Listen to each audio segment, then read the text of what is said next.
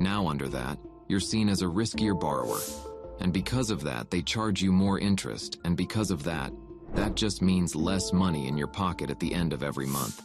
So this means you're going to want to have credit to begin with and have a few active lines of credit that you've always paid off on time. Nothing late, nothing in collections, and preferably your score is above a 740.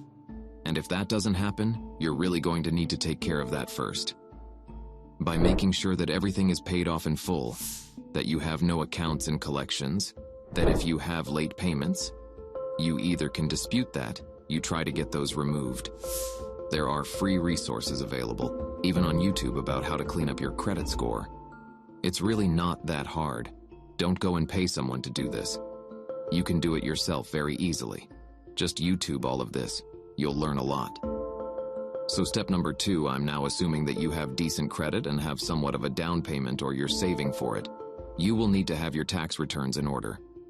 Now, anytime a lender looks at your tax returns and tries to give you a loan, especially if you're self-employed like me, they're going to look at the last 2 years of your tax returns and take the average between those 2 years.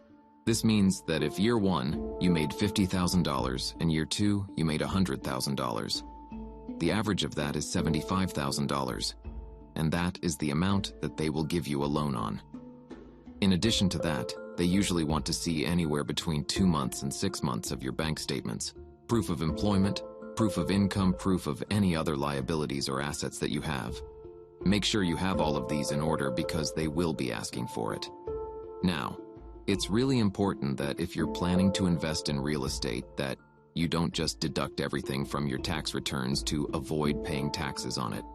When lenders go and look at your tax returns, they see the much lower amount that you're reporting that you make after all of your expenses. They would just loan you money based off the much smaller amount.